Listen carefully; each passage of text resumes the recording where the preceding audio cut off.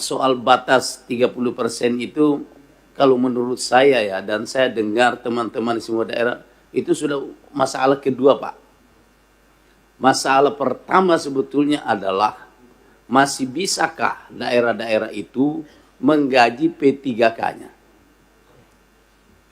Itu persoalan yang paling mendasar.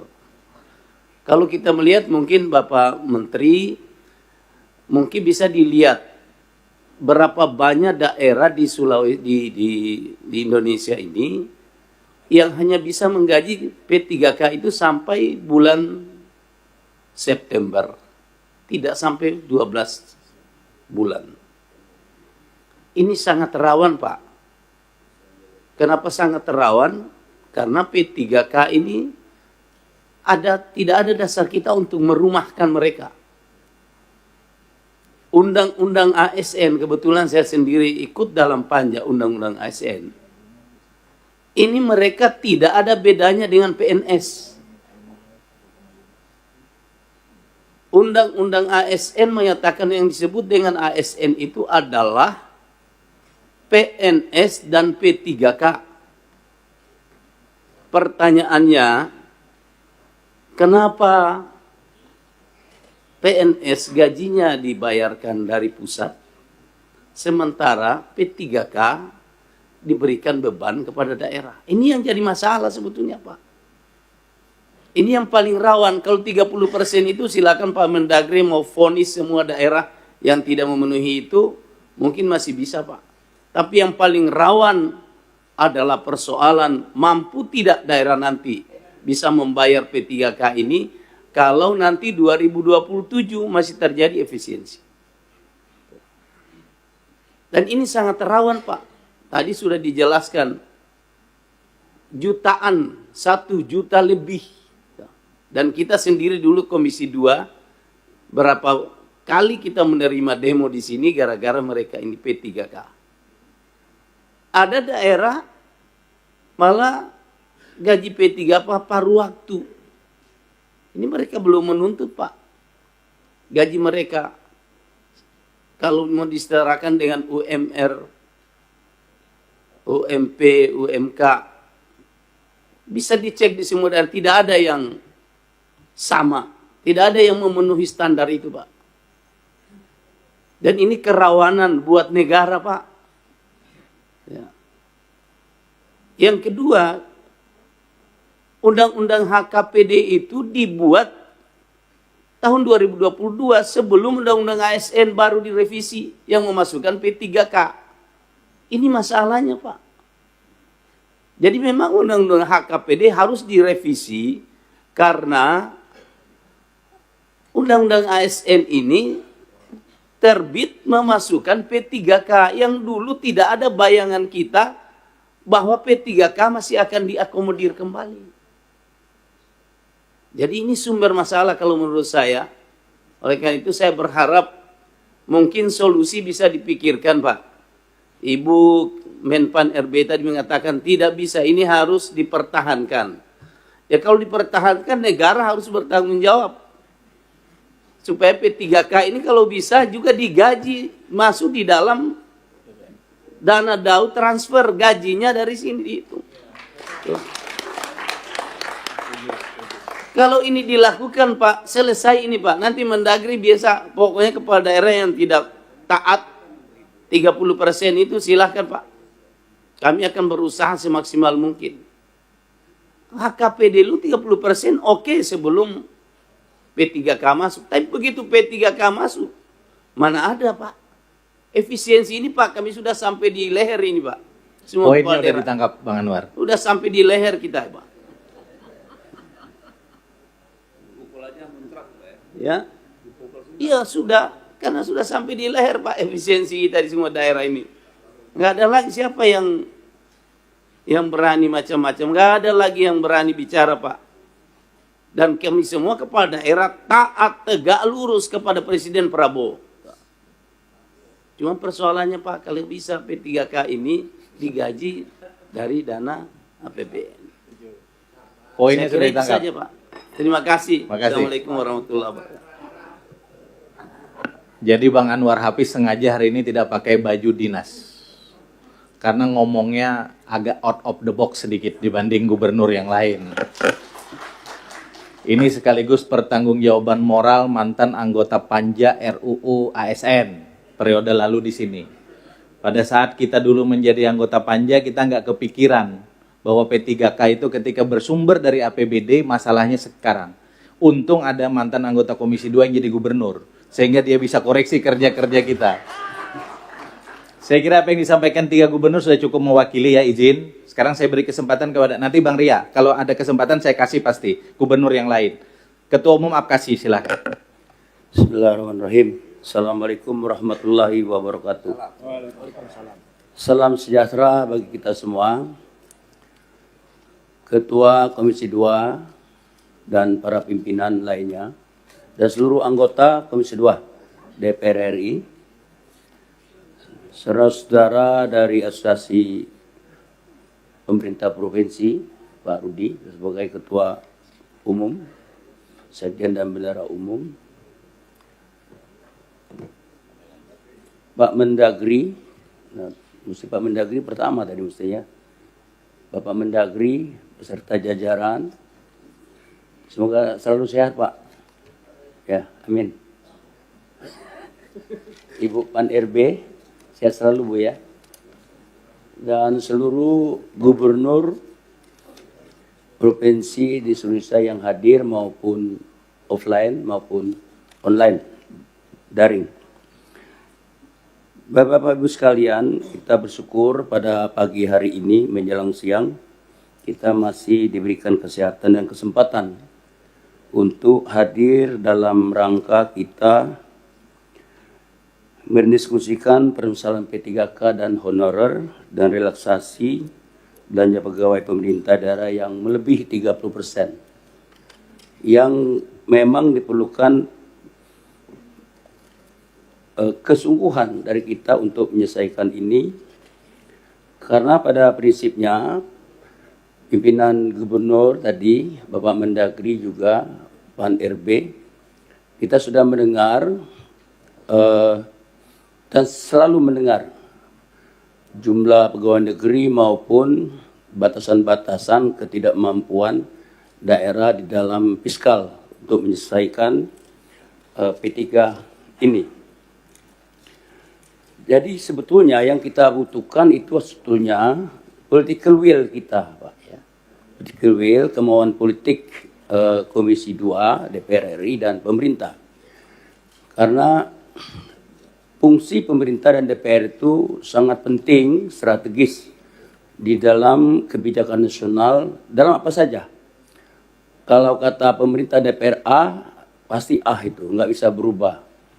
Jadi akhirnya kami berkesimpulan ini hanya bisa dilakukan atas keputusan bersama pemerintah dan DPR, khususnya Komisi 2. Terutama apa yang tadi ditekankan oleh Gubernur Sulteng mengenai kenapa P3K itu tidak diputuskan saja menjadi masuk dalam DAU, seperti juga gaji ASN selama ini. Ini semua kemauan politik. Nah, kalau tidak ada kemauan politik, akhirnya kita muter-muter lagi, Pak.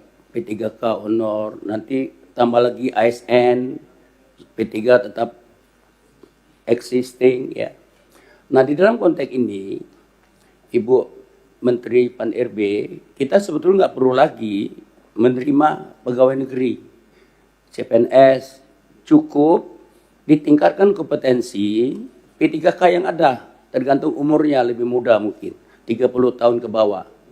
Jadi dieksekusi saja, kalau misalnya Kabupaten Minahasa Utara memerlukan 200 CPNS, dieksekusi saja dari P3K dengan meningkatkan kompetensi. Nah, ini yang perlu betul dipertimbangkan oleh DPR dan pemerintah. Tapi sesungguhnya gini Pak Mendagri ya, saya sudah saya bikin roadmap di kabupaten saya itu, dari 14.000 pegawai negeri ya plus P3K ini, Sebetulnya lahan itu bisa dikelola 300 orang saja untuk pembangunan. Dari 1,1 triliun itu, kita hanya perlu 200 miliar saja untuk belanja pegawai.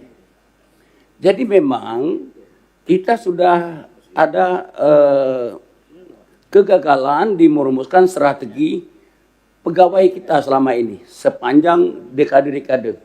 Sehingga habis kesedot yang mestinya untuk pelayanan pendidikan, kesehatan, sentra membangun industri yang maju, tapi kesedot seluruhnya ke pegawai negeri. Cuman sampai kapan kita mempertahankan jumlah pegawai negeri 6,7 juta ini? Nah, saya belum kepikir. Kalau saya baca literatur, ya beberapa masalah birokrasi, etika birokrasi, di negara-negara maju itu pegawai negeri sedikit sekali. Yang banyak itu di industri-industri yang tumbuh. Nah, saya lihat ini arah Bapak Presiden ini cukup penting kita perhatikan. Beliau ingin menumbuhkan berbagai sektor-sektor industri yang ingin nanti transisi orang jangan lagi bermimpi pegawai negeri, yaitu menjadi pegawai di industri-industri maju. Ini cara kita mengatasi di masa depan. Kemudian Bapak-Bapak Ibu sekalian, soal kompetensi, ya. Sampai sekarang kita nggak ngerti apa kompetensi pegawai negeri itu. Ya, pertama, kekurangan kita di dalam struktur pegawai negeri itu, sebetulnya kita itu numpuk birokrasinya 100%, nggak ada teknokrat, nggak ada teknokratik. Jadi kesulitan kita adalah mencari orang yang memiliki pemandangan teknokratik dalam pembangunan untuk membantu bupati. Kalau kita mengharapkan ribuan jutaan birokrasi itu untuk melakukan transformasi, sulit kiranya gitu. Kita memerlukan memang kompetensi birokrasi itu ditambah ilmu tentang teknokratik dalam keputusan-keputusan penting, rumusan-rumusan kebijakan pembangunan yang membuat masa depan kita akan lebih baik. Nah, karena itu Bapak Ibu sekalian, opsi yang disampaikan oleh Bapak Mendagri tadi, menurut saya, pertama itu, ya saya usulkan jangan ada rekrutmen pegawai negeri lagi, CPNS. Terimalah P3K itu, yang sesuai umur lebih muda lah ya. Karena nggak banyak, per tahun 200. Jadi habisin P3K dengan cara itu.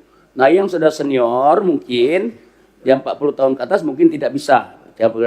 Tetapi 30 tahun ke bawah langsung bisa diterima dengan cara meningkatkan kompetensi. Nah ini Menpan RB yang merumuskan formulanya gimana supaya kompetensi P3 itu menjadi pegawai negeri yang diharapkan oleh pemerintah. Tidak perlu terima CPNS baru, jangan sekali. Sebelum P3K ini dibayar oleh transfer pusat. Nah yang kedua, kenapa? Betul Be? Nggak salah saya? Gas ya? Gaspol. Nah, kemudian saya sependapat dengan Gubernur Sulteng, ya TKD ini menurut saya ya mesti ditingkatkan lagi. Ya, memang ada efisiensi, tapi daerah ini kesulitan seperti Pak Mendagri. Cuman kan nggak mau bicara lantang. Jadi kalau memungkinkan ya ada asumsi baru, misalnya tinggi minyak meningkat dengan harga minyak naik ini, bisalah ditambah dikit transfer daerah gitu loh. Untuk mempermudah ya mobilitas sumber daya kita melayani public service, kesehatan, pendidikan dan lain-lain. Sehingga kesulitan pemerintah daerah bisa terbantu dengan ada tambahan-tambahan fiskal. Memang strategi kita untuk meningkatkan PAD itu bagus sekali Pak. Tapi dalam keadaan fiskal kita sempit sekarang ini, tidak mudah kita membangun sumber daya ekonomi Pak, tidak mudah. Karena untuk membangun sumber daya ekonomi baru juga diperlukan pendanaan yang cukup, misalnya untuk perikanan, ya, untuk peternakan, perkebunan, menumbuhkan UMKM.